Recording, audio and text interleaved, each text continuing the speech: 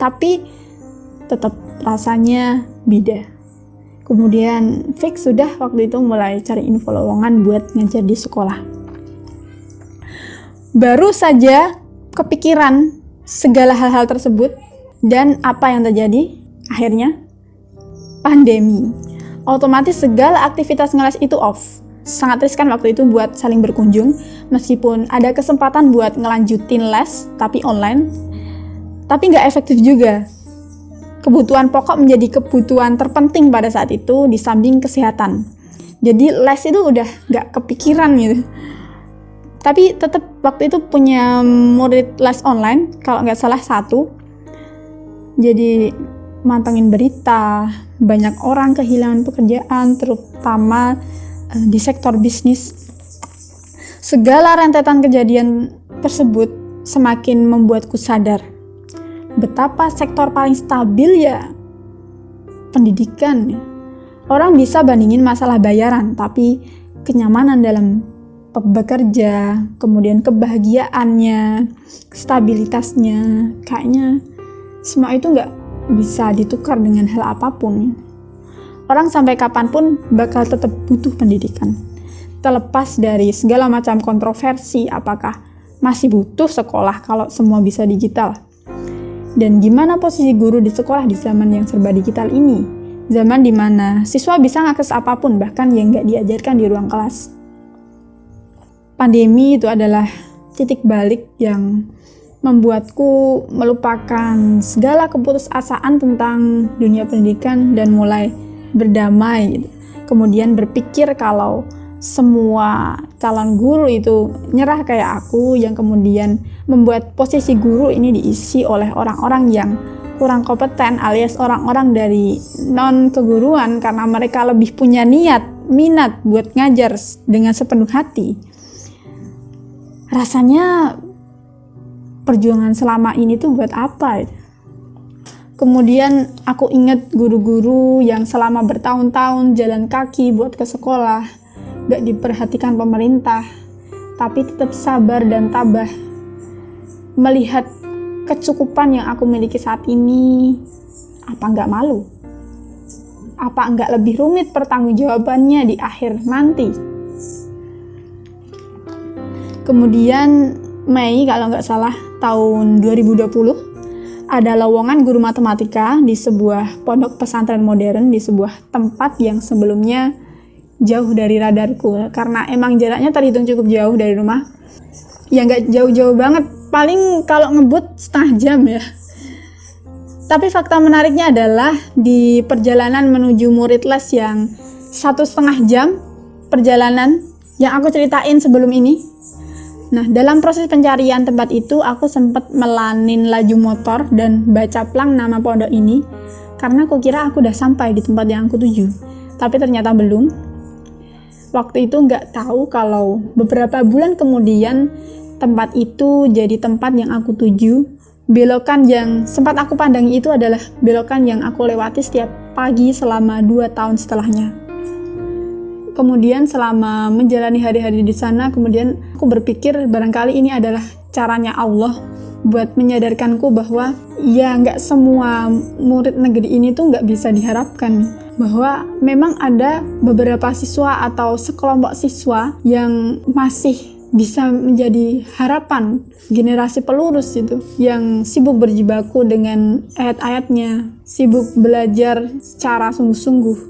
Dan mungkin yang tertampil di berita-berita saat ini karena memang media saat ini cenderung menampilkan hal-hal yang bisa menarik insight yang lebih. Jadi yang ditampilkan seringkali yang negatif gitu. Kemudian kelas pertamaku setelah sekian lama sebelum akhirnya memutuskan buat pengen ngajar lagi adalah kelas yang sangat-sangat antusias. Karena aku ingat gimana nervousnya, sampai kalau doa tuh sangat-sangat khusyuk gitu, biar Allah kasih kemudahan ngajarnya dan luas lisannya. Menghadapi kelas yang semua siswanya putra, karena dipisahkan antara putri dan putra, ternyata gak semenakutkan yang aku bayangkan itu. Betapa ketika menjadi seorang guru, ngerasain bahagia tuh bisa jadi gampang banget. siswa antusias tanya, minta bantuan buat ngerjain, ngikutin pembelajaran, dengerin apa yang kita sampaikan. Nah, saat itu juga aku membatin, ya Allah, betapa semua ini adalah yang aku bayangkan pada masa-masa yang telah lalu.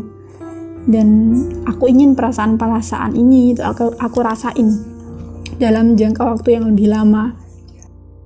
Dalam perjalanannya memang gak mudah buat menjalani peran sebagai guru.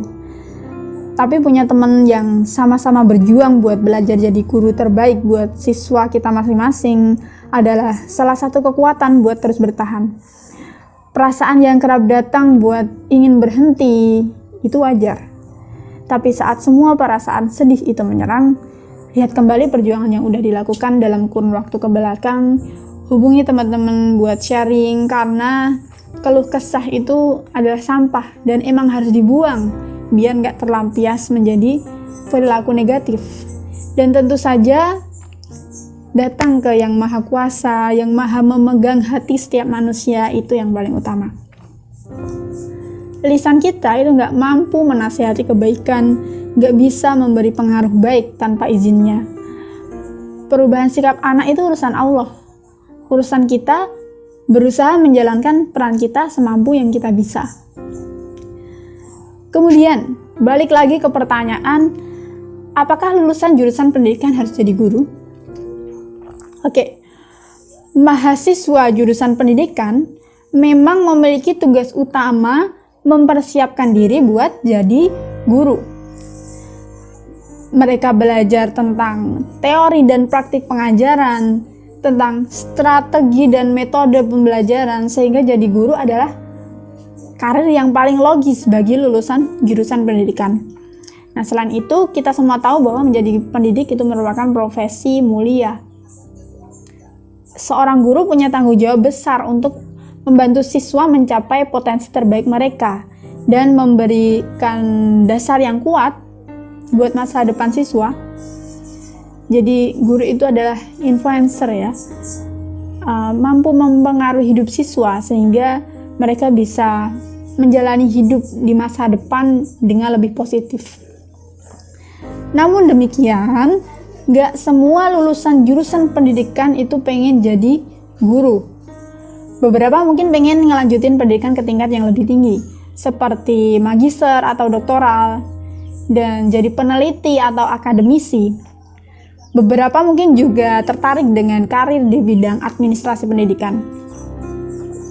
Kemudian, selain itu, beberapa lulusan jurusan pendidikan mungkin tetap merasa ya emang gak cocok jadi guru. Meskipun udah mempelajari berbagai strategi pengajaran, tapi tetap merasa gak punya keterampilan atau sifat yang diperlukan untuk menjadi seorang guru. Karena jadi seorang guru emang harus terampil berkomunikasi. Gak semua orang yang paham materi itu bisa mengkomunikasikan dengan mudah apa yang mereka pahami.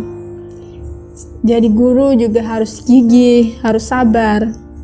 Jadi kesimpulannya, walaupun jurusan pendidikan memang mempersiapkan mahasiswa untuk menjadi guru, bukan berarti menjadi guru adalah satu-satunya opsi karir yang tersedia. Beberapa lulusan jurusan pendidikan mungkin lebih cocok untuk berkarir di bidang lain seperti penelitian atau administrasi pendidikan. Namun, balik lagi, menjadi guru adalah profesi yang mulia dan penting. Sehingga para lulusan pendidikan memang sudah selayaknya mempertimbangkan pilihan ini sebagai pilihan utama.